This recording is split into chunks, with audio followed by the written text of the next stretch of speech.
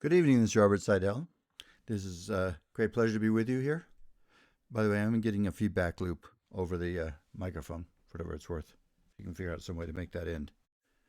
So, in any event, I welcome you to the Gateway Show. It's on live every Sunday evening from 6 to 7 p.m. And it's a great pleasure to be with you here on this Sunday evening in January. And it's interesting, we're kind of having cool, rainy weather here. Hey, Debbie, how you doing? And it's just a nice opportunity to share in joy, love, and peace. It's really a great opportunity for me.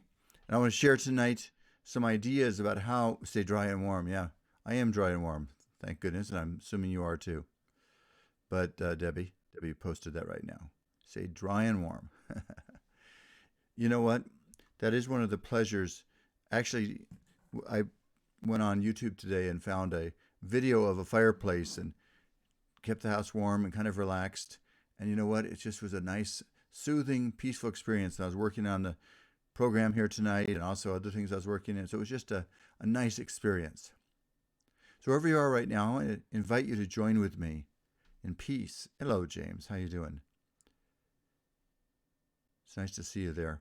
Those of you that don't know, we also simulcast this on Facebook. And so you can listen on the radio, or you can also listen on Facebook. And it is simulcast. Plus, it also, after the show, I post it on YouTube. All you have to do is type in Gateway and Sidell. And that's the easiest way to find it. And it'll pull you right up. And you can subscribe to the channel, and you'll see whenever I post a new show. Normally, I post it right after this show.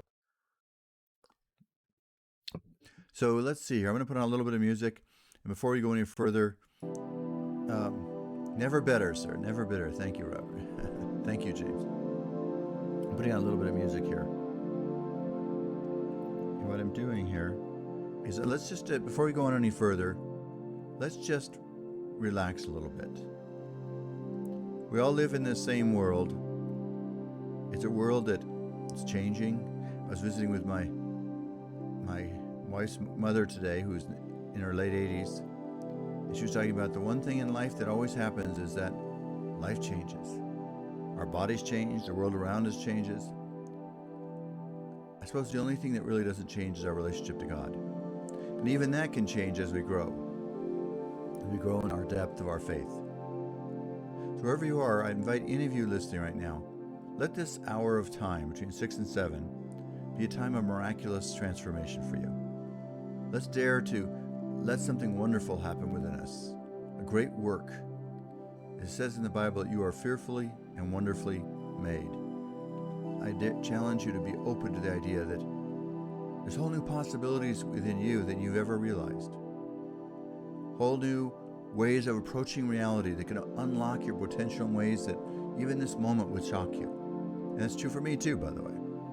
Life's an ongoing journey of awakening. Think of all the things you've learned how to do that you were not born knowing how to do. I'll go back to something a lot of you remember, and even though it happened a long time ago in your lives. How many of you remember when you first learned how to ride a bicycle? How many of you remember that experience of climbing on a bicycle? I still remember it in my case, and you probably have something similar. My dad would run along next to me, and you know, it's really scary because you're sitting there and your little wheels are going back and forth, and it looks like you're going to fall and you're going to land right on your face.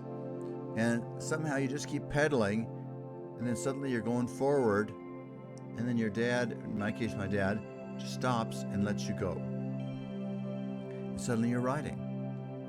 Okay, so Debbie's saying the same thing. You were 6 when that happened. I think that's, and by the way, I did the same thing with all my kids. I ran next to them. Sure, my wife did it a few times too.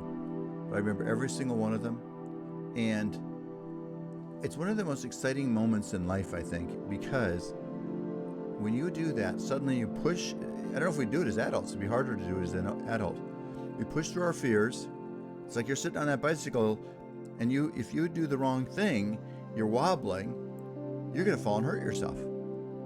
And your parent is letting go of you also, right? So you have to go through your fears and your parents letting go of you. And suddenly you're on your own. And if you think about it, and suddenly it's a whole new adventure for you. Once you start being able to ride, it's like, wow, a whole new world. I used to ride my bike everywhere. I think maybe people are a little more conservative about that nowadays. And by the way, I had some pretty good accidents too. I guess that's a lesson for us all to contemplate. As we learn and grow, it doesn't mean we won't have some mishaps.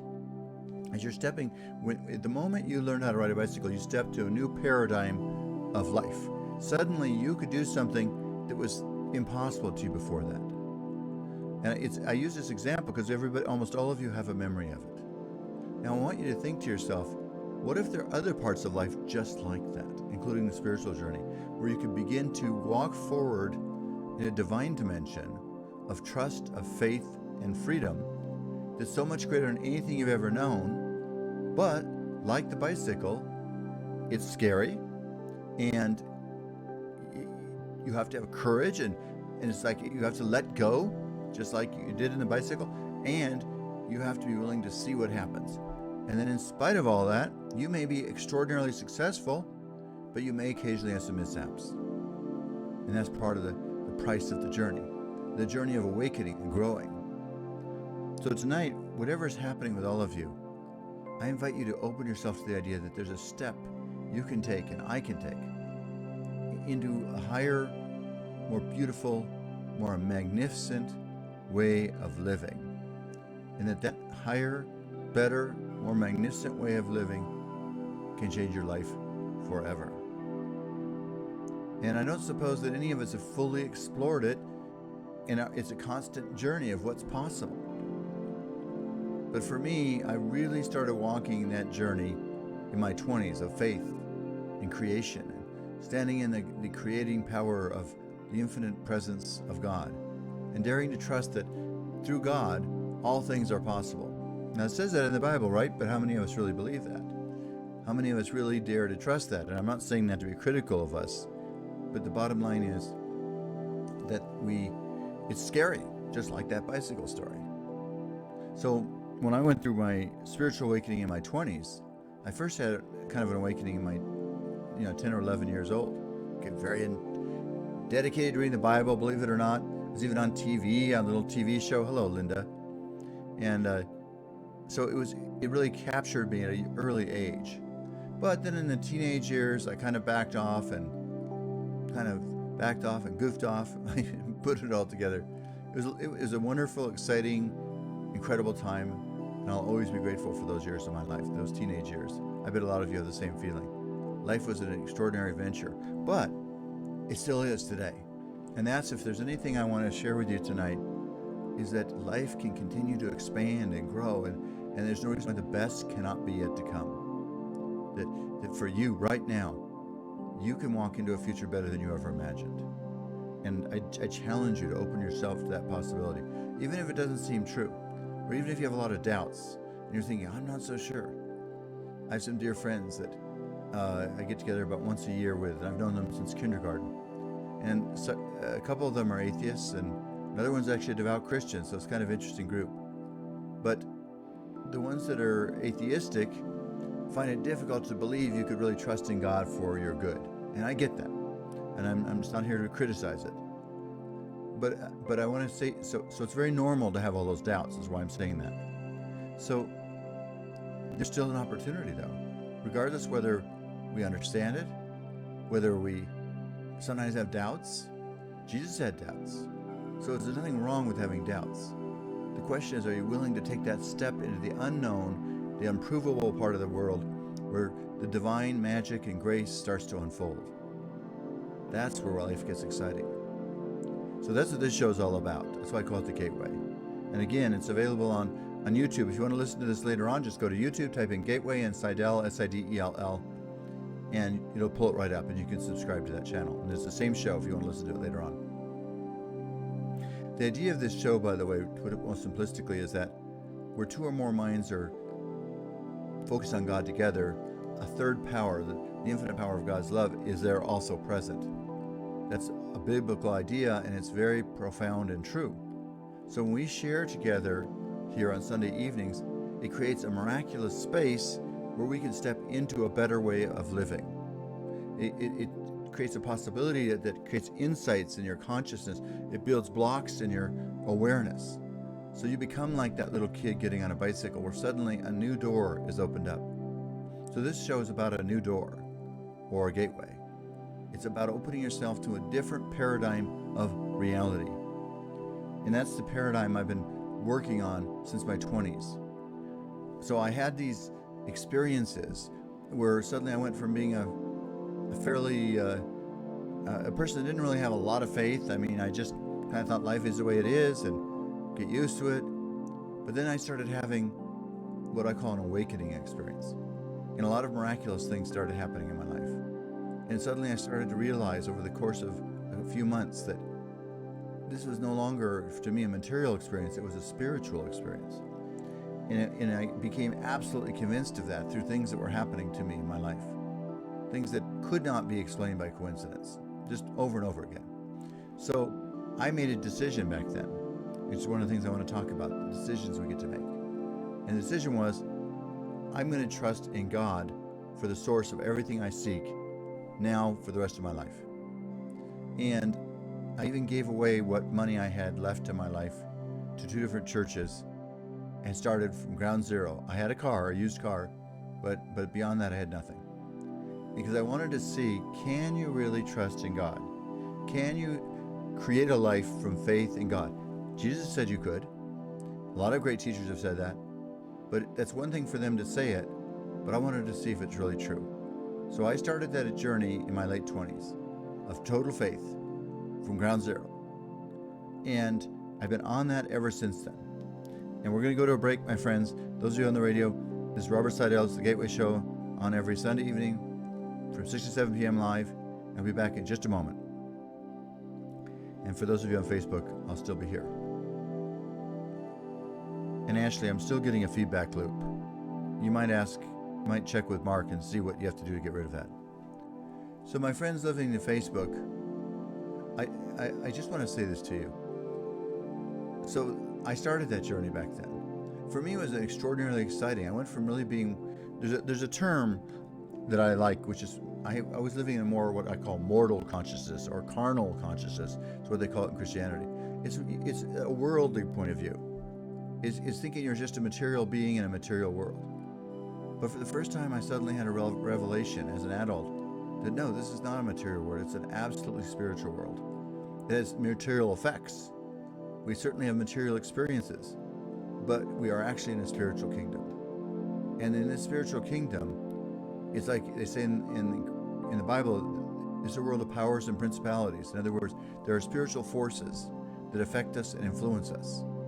And the infinite power of God is there to help us if we seek it. So I decided back then, I'm going to do my best to absolutely trust in this power of grace, of love. And I became a student. Being a student has been a good thing in my life. I decided to become the best students I could become spiritually. I sought out every kind of spiritual teacher. I went to a lot of churches. I interviewed Catholic priests. I talked to Christian pastors. I went to Jewish temples. I met teachers of all different traditions and backgrounds. And I learned from all of them. And so I just totally consumed myself with studying, learning. And then I have some of the very books that I started studying, I still have them. But the bottom line is, I became convinced beyond a shadow of a doubt that there's a high road in this life waiting for us. And that's why you can see here's a picture of my Expect a Miracle card. I give these out every day. Expect a miracle, expect a miracle. Why do I give those out? Because I know we live in a miraculous kingdom. I know it, beyond a shadow of a doubt.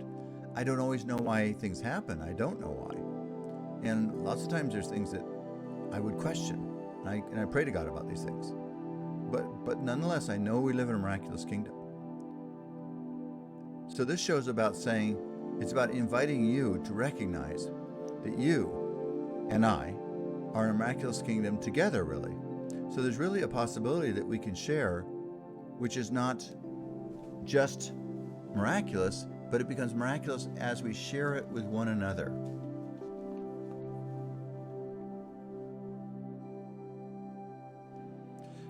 Linda, you're wondering if I study Buddhist beliefs.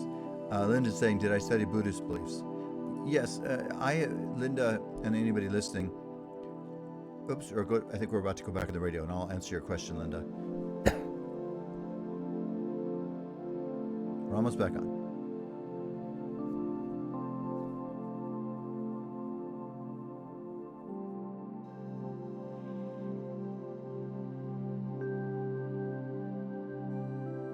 Good evening, this is Robert Sidell. It's a great pleasure to be with you here tonight. This is Robert Sidell. It's the Gateway Show on every Sunday evening from 6 to 7 p.m. live in the #1 talk station, and also simulcasting on Facebook, and also it's also broadcasted on YouTube. So if you missed the show and want to get on it later, you can come back to Facebook, or you can go on YouTube and just type in Gateway and then Sidell, and you'll pull up my station and you can subscribe to it. You can listen to the whole show or any part of it you want to listen to. And it's designed, the idea of this show is there's kind of as I said, there's a mutual power created by us joining together. So when you listen to it, even on YouTube, you're getting the benefit of that at a later time. So my friends, I was saying that I started, Linda was asking me, did I study Buddhist beliefs? I have a general familiarity and sometimes an intense familiarity with a lot of the different religions of this world. I have studied Buddhism, including Tibetan Buddhism. I've also studied different sects of the Hindu tradition.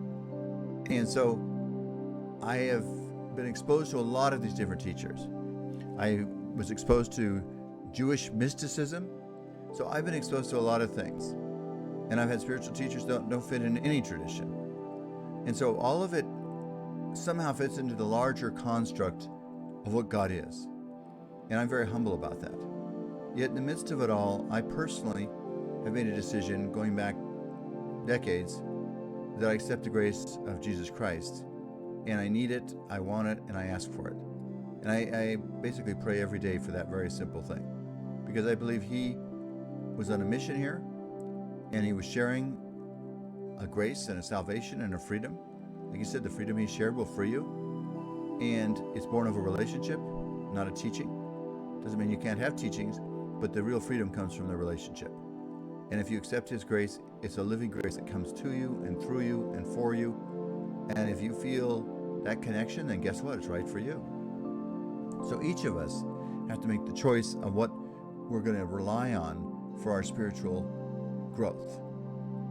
But what I want to say to you here tonight, on this Sunday evening, on this kind of cool, slightly rainy day here in Las Vegas, is that wherever you are, when I was sitting in my prayer room earlier, it just came to me very simply, very, very simply, and I'm sure you've had this idea before too, that whatever God is in the most infinite, eternal sense is everywhere and every second, at every moment, all the time, waiting for you and I to apprehend it, to open to it, ourselves to it, and to be enriched and awakened by God's presence. It's not far away. It's right here, right now. It's closer to us than our own breath, than our own thought. And that's the great puzzle of existence, because it's right around us, right through us, right for us. So for each of us, the question then is, how do we begin to awaken ourselves to that possibility? Well, the first thing that we have to do, the very first thing we have to do, is we have to open ourselves to the idea that there is a God, an infinite intelligence, an infinite love that's waiting to embrace you and has a plan for you. So I'm going to give you 4 letters tonight. It spells out the word glad. And the first word, what happened here? The first word is G for glad, is God. It's just being willing to open yourself to that idea. I'm not even going to tell you at the moment how to structure that relationship, because that's something very personal to you. But the first step of awakening is just let the simple crack of light into our soul that, yes, there is a God. And that God, guess what, knows you. You know, it's funny, many years ago, I met an adjuster. We met for lunch somewhere, and we were talking, and he says, I don't really want a God that knows all about me. I want to just be on my own. And I understood that. I mean, he was trying to he had felt like that would invade his privacy or something. Yet what I would say to you, so I get it, but nonetheless, what I would say to you, whatever God is in the most eternal, infinite sense, God is aware of us. And we do actually get a personal relationship with God. Some people think it's very impersonal. I don't think so. But that's a matter of opinion. But I think it's very personal. I think God knows you better than you know yourself. And there is in that is our hope. So what you can do is sit down in your prayers and very honestly say, God, you know me better than me. What do you recommend that I do? Where should I go? How can I serve you? How can I live a better life? And those are the kind of prayers that change us. Just a genuine, honest, heartfelt prayer. So that was, for me, the first step, just realizing, hey, this world that I thought there was really kind of no active God, even though I believed it when I was younger, I kind of had fallen away from that some. I suddenly had the revelation, no, there is a God. There's an infinite, loving, divine presence of God that's waiting for you and I to open our eyes and say, okay, I see. You're there. And my friend Leroy says there's no reason why folks shouldn't expect a miracle. Right, Leroy? And that's the whole point.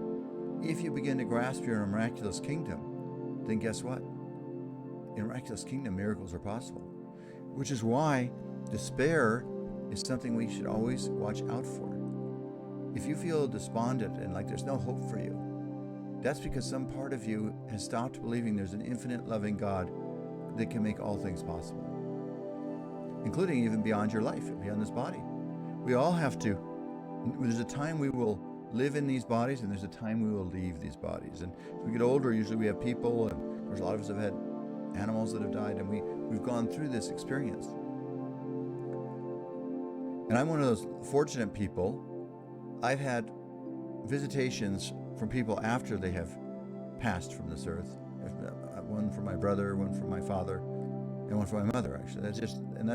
There are other stories I could share with you too, but right now that's all.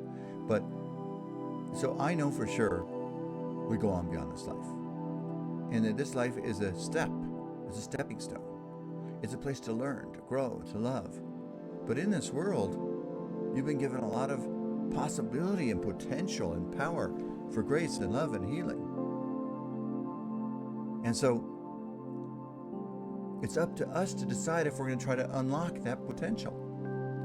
And the world will not, Jesus talks about this. He says, in this world, the world will try to talk you out of it. The world does not support the awareness of divine consciousness. As a matter of fact, the world's very threatened by divine consciousness. You see that even today. Even in the attitude the world has about people that really believe in God, people can't really believe that. A lot of people think, oh, only a foolish, crazy person would believe that. But you want to know something? That's what people thought 2,000 years ago too. So that's not a new, that kind of doubt is not new. And that kind of animosity is not new. And so what I like to say is, whenever you encounter somebody like that, just approach them with compassion and love. They're just experienced like my dear friends that I get together with that have some of those feelings. You know what? They're just experiencing reality from where they sit, what seems true to them. So people have lots of different perceptions of what's possible in this life. So all I'm going to say is what happened to me in my 20s and it's carried on till today, now I'm 71, is the revelation that we're in a divine and miraculous kingdom. And in this divine and miraculous kingdom, God can supply you with what you need, the answers you need, the directions you need, when you need it. Hey, Jonelle, how you doing? She's my friend. See, Jonelle, I'll give you a little test here. Put in the Hawaiian healing prayer, the four questions, or not the four questions, just the little prayer. Jonelle and I always share the Hawaiian healing prayer. I just shared that with somebody the other day, and I like it. It's basically if you feel there's separation you have from somebody or anybody or the world or leaders, just say, I'm sorry. Please forgive me. I love you. Thank you. And you want to know something funny? I do that prayer every day, probably 30 or 40 times a day, with just anybody that pops into my head. Because I realize that the unconscious mind holds on to these things. The unconscious mind is kind of good at reminding you of all your deficiencies. So if you feel like maybe you were hard on somebody once or weren't as kind as you could have been or anything, you could just simply say, I'm sorry. Please forgive me. I love you. Thank you. And I just, like I say, Jonelle, when she came on, reminded me of that. And that's a powerful little prayer to say. I recommend it. It's a tool that begins to clear your consciousness. You heard me saying earlier that I became a very devout student. And when I was in law school, I was a good student too. When I graduated from the first year in law school, at the end of the second semester, I was number one out of about 225 students. And I ended up transferring to a top law school that was UC Berkeley, and one of the top law schools that is respected among the top 10 law schools in the United States. And guess what? I graduated with honors from there as well. Hey, Dinah, how you doing? So one of the things I learned is that if you apply yourself, you can do well. And, oh, Marianne, thank you for sharing my wisdom. Well, you know what, Marianne? It is my intention to share what God shared with me. And there's a lot of different reasons why.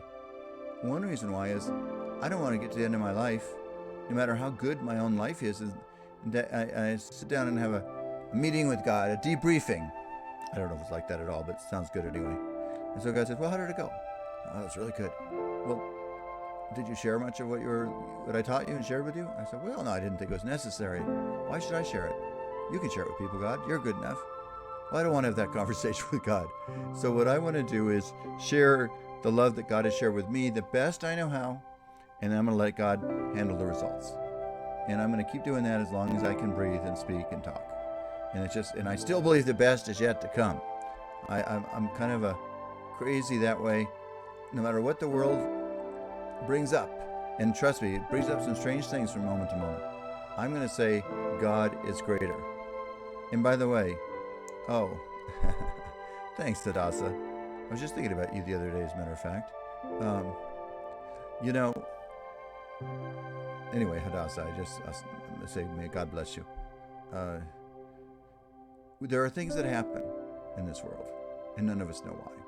One of the things I like to believe, sometimes I get tested, but when something happens, whatever it might be, in your personal life or on a world basis, what you could say is, what I like to say is, this too is here to bless me. Now, it doesn't always feel that way. I've had some definite reversals and setbacks in my life. I definitely have. And there's things that are what I would call bad things that can happen in the world. And we know that. We see that in the news and just even in people we know in our own lives. But I think if we can say, God, even in this, there's blessing, then we're acknowledging God is greater than what we're seeing. And when you can acknowledge God as greater, I gotta go to break, as greater than what you're seeing, then you're unlocking God's infinite power to apply to that situation. This is Robert Sidell. We're going to go to a break. I'll be back in just a moment. You're listening to The Gateway Show. So, my friends, we see things all the time, all of us. With the internet and everything, people are very kind. And to put all these things on the internet or in the news, and people do a lot of things that aren't nice. Is that a simple way to say it? That's a nice way to say it. Sometimes people do cruel, unkind, bad things. I don't know what else to say to you. But we have a choice to respond and say that I see that, God, but I bless it because I trust that you can take even that dark story and apply your light to it. And that's my choice. It's not always easy. Sometimes it's very hard. Sometimes my rational mind's crying out, don't fool me. I can see what's going on. If God's so great, why would this happen? So that's a normal kind of response. Normal. But we have to make a choice. Are we going to trust? Are we going to be part of the answer or part of the problem? That's just all I can really say. That's the choice that we're presented with. Are we going to be part of the answer? Are we going to be part of the problem? And it's easy to be sucked into the stories. One of the things that Jesus taught was, be not conformed to this world. Be in the world, but don't conform yourself to the world. And Einstein had something very similar.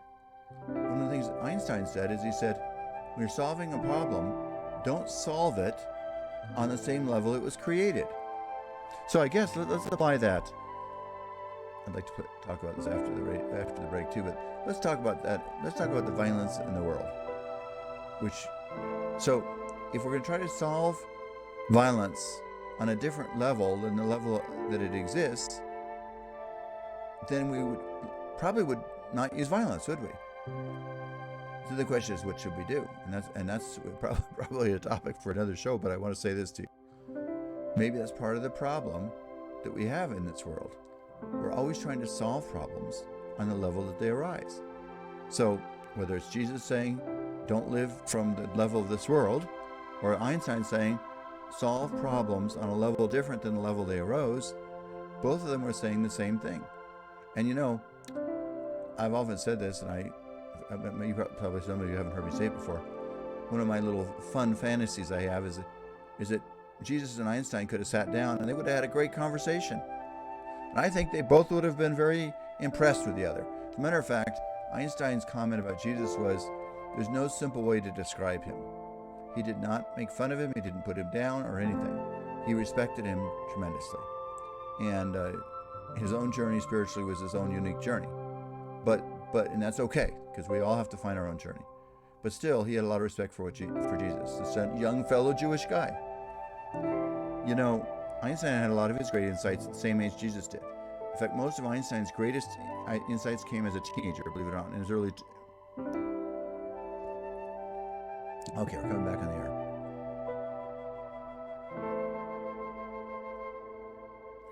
All right, my friends, I welcome you back to the Gateway Show. Great pleasure to be with you here on this Sunday evening, 6 to 7 p.m. live, and also simulcasting on Facebook.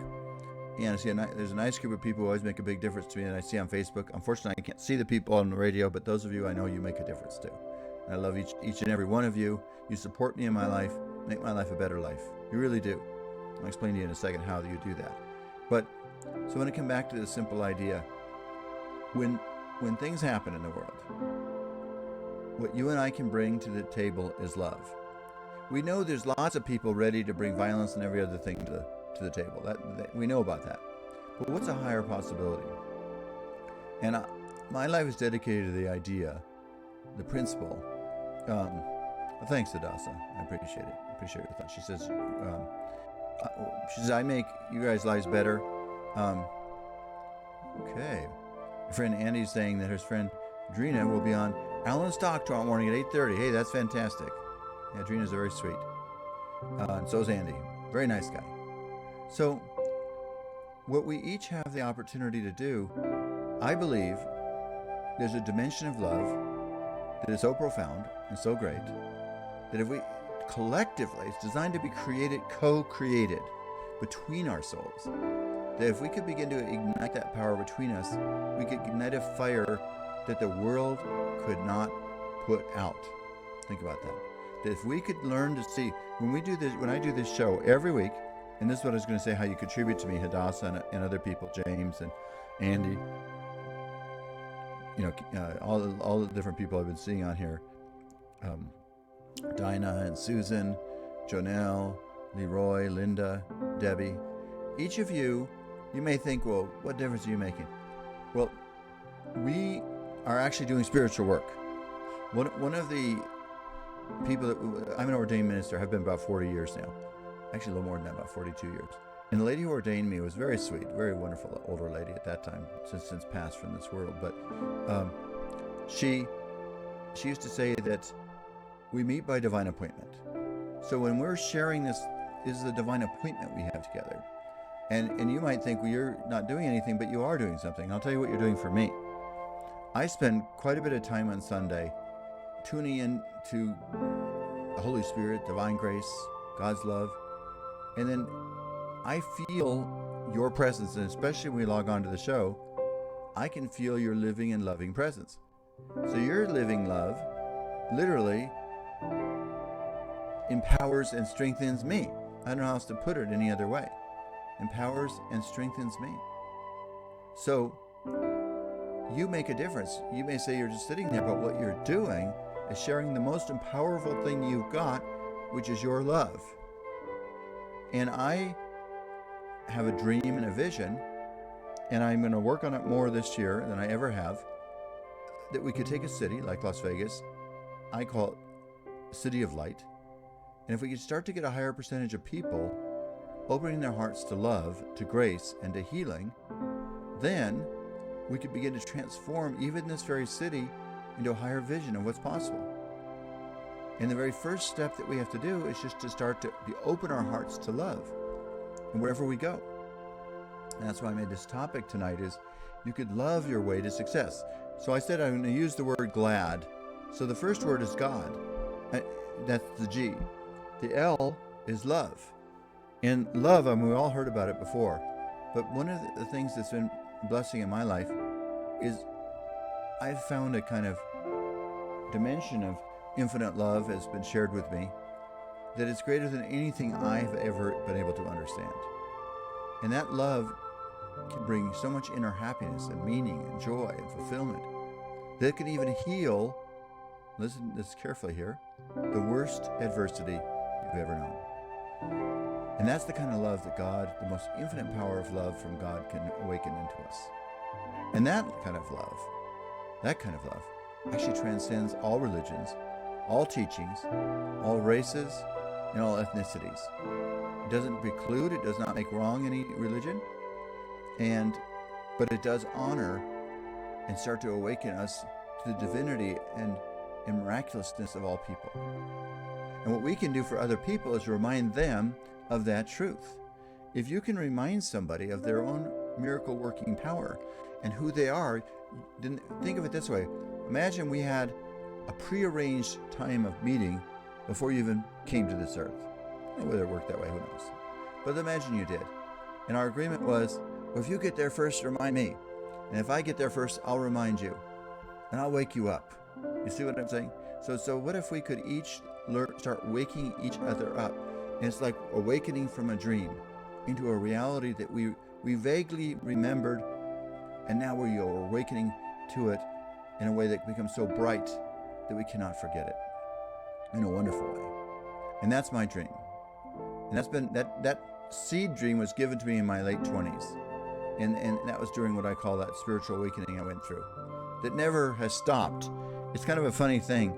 Once the fuse is lit inside of you, it keeps going.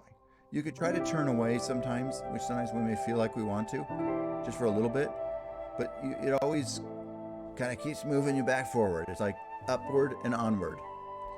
So each of you out there, so the first step is just being open that there's a living God who knows you better than anybody knows you. Second thing is there's a love that transcends all things, a love that's so great that it can contain a plan for your life. And you don't have to compare with somebody else or compete with somebody else. And by the way, this is a very, very important part of this love I want you to think about for a second. Our egoic nature is to compare ourselves to other people. Just like me, I could compare myself to some of these attorneys out there, personal injury attorneys, that's how I earn my living, is through being a personal injury attorney. But I could compare myself with them. And sometimes I do on some level, but I try to let that go as much as I can. Because the people that come to me, just like a client came in just a couple days ago, and she goes, you know what? She points an arrow up and she says, it was God's calling that brought me here. And I never met her before. And so it's starting to realize there's another possibility of life. And that happens a lot for me. So I say that each of you have a divine appointment, and we have a divine appointment together. And if we can begin to realize that, then we can start to awaken to a magical, divine, wondrous future that's actually here waiting for us right now. So you're reminding me and I'm reminding you. Let me give you the A. The A in glad is there's always an answer. An answer. We have to start remembering when you're facing stories and questions and uncertainties, there's answers for you. What did Jesus say in the New Testament? He says, knock and it will be answered. The door will be opened and your questions will be answered. We have to be willing to open ourselves to answers, to whatever we need, whatever part of our life we need answers in. And dare to trust that God is great enough to supply you with answers. A lot of times in ways you never would expect. Just to give you an example, here I was in my 20s on this journey of awakening, and I met this Jewish lady who was a very kind of, I would just call her a very, very unusual spiritual soul, is the best way I could describe it. And very clairvoyant, very tuned in, very, very divine and loving. A lot of people sought her counsel and her wisdom. So that's an example where there's an answer that came to me in a form and a structure I did not expect. But there she was.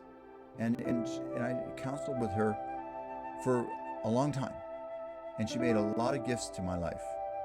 And she's also since passed a long time ago, but I include a lot of prayers for her.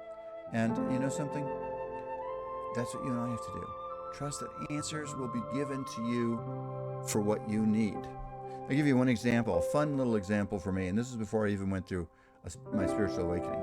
Although, as I say, when I started very young, devoted to the Bible, so I've been on the journey all along, but sometimes it's more on the burner and sometimes less. But when I was in my first year of law school, I was studying for my exams, and I had these different books to study from, and I looked in the back of this one book, and they had an example of a kind of a problem you could face in this particular subject. And I studied that exam. It was the very back of the book, and just kind of a quirk, I picked up that page. Well, I went into that exam and for that teacher, and guess what? That very problem was there on that exam. So I knew exactly what the answer was. And guess what? I got the highest grade that teacher's ever given. And so that's part of that. Another reason, one of the reasons why I graduated at the top of the class at the end of the spring semester of that year. But my point is, that's before I even really understood that if you have a strong intention, God can supply you answers. And that was an example where I was supplied the answer to that exam and was able to do exceptionally well. That's what you can keep trusting in your life. And I have a chapter on that in my book. You have to trust. It could be a health problem you've got. It could be a marital problem you have. It could be anything. Dare to trust that there's an answer waiting for you. We're going to go to a break right now. This is Robert Sidell. Going to a break. I'll be back in just a moment. I'll stay with you on Facebook.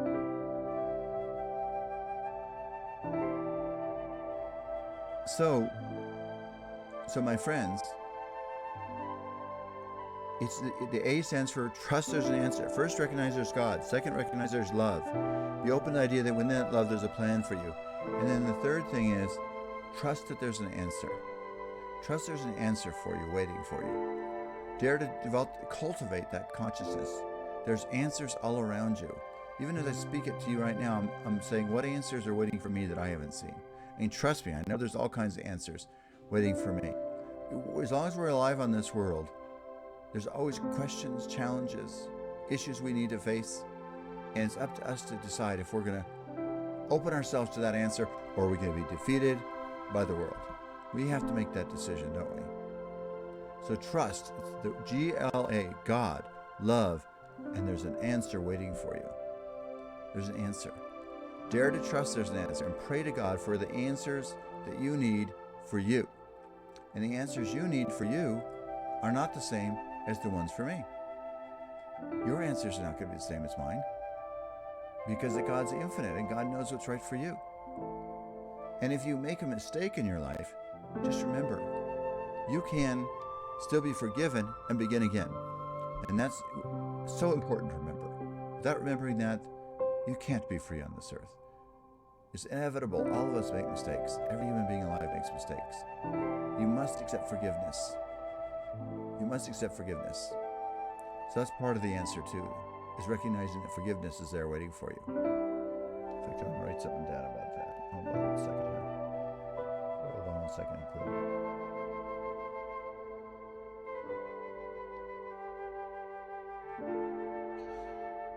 So let's be open right now, that those of you that are listening, that we're in the midst of a cloud of infinite love, of divine grace that can supply us with answers. It can supply us with direction. It can supply us with love. And in that moment, guess what? You can begin to have a magical divine life. And if you do encounter a reversal, that divine grace that gave you the divine life can also help you find your way back on track again.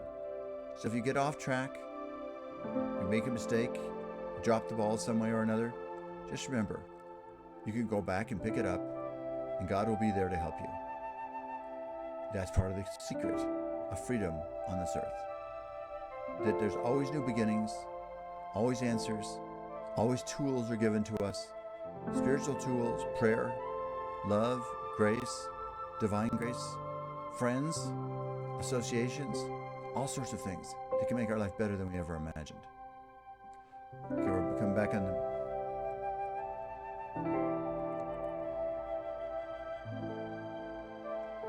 I'm just listening. We're about to go back on the radio right now.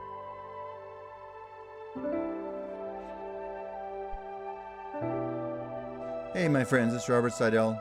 We're our last segment on this show. By the way, Ernie sends his regards. He had a conflict tonight, and Janet as well. She's doing a wedding tonight. So I get to share. In fact, I'm going to include a special prayer for you in just a couple of minutes. But so I said I have 4 letters. Glad, be glad. God, open yourself to God. That there's a living God that knows you better than you know yourself. The second letter, L. There's an infinite love that's so great that it can make your life a joyous, happy, extraordinary experience. That can heal you in ways you could never imagine. And that love is available to you. And by the way, that love is triggered by sharing the love with other people. So the people all around you, you can share that love with them and they can share it with you. As you and I learn how to share that love, this very city of Las Vegas could become a heaven on earth. So I'm open to that idea. The city of light. Okay, and the third thing is be open to A and glad. Open to answers to the problems you face. There are answers that could be supplied to you in ways you would never expect. It could be teachings. It could be a book. It could be all sorts of things. And having said that, here's my book here. I'm just showing you a picture of it, The Gateway. If you don't have a copy of it, come and get a copy. I have people that tell me all the time, it's on Amazon.com too, that it changes their life. I hear it all the time. People that come to me, I had a guy come to me that got it 20 years ago when it first came out, the first edition, and came to me and says, I take this with me everywhere I go. I hadn't seen it for 20 years. And he goes, it showed me every line, all these lines and notes in it. He goes, I never travel anywhere without it. So a lot of people find a lot of food and grace in that book. And that was my prayer to God that when I wrote that book. I said, what if I could write something, God, that could change people's lives? Not just entertain them, give them a few ideas, but literally change their lives. And now I've had many people tell me that's the story. So don't miss out on that opportunity from The Gateway. I think that was the original name of it, A Rare Opportunity. I changed it to The Gateway. I might change it again at some point, you never know. But anyway, so here we are in this Sunday evening. And the last letter in glad is D. And D is for decision. If you want to have a happy life, a divine life, a divinely blessed life, you need to make decisions. You need to first decide you're going to open yourself to God's grace. And if you're a Christian, you have to decide you're going to accept Christ, His grace. And you have to make decisions all the time. Decisions are what free us. Indecision is what paralyzes us. So if you want to have a glad life, a happy life, you have to be willing to make decisions. And you can always change. Most decisions are changeable. So it's better to go forward and make a decision and then make changes if you need to.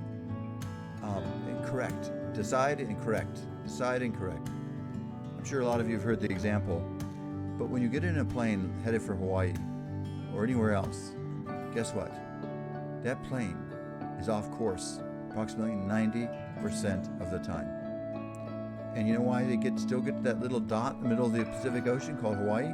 It's because it's constantly correcting. Because there's an autopilot. Correct. And that's what gets them back on track. And that's how you get to your island. It's no different in your life. We get off track all the time. Correct back.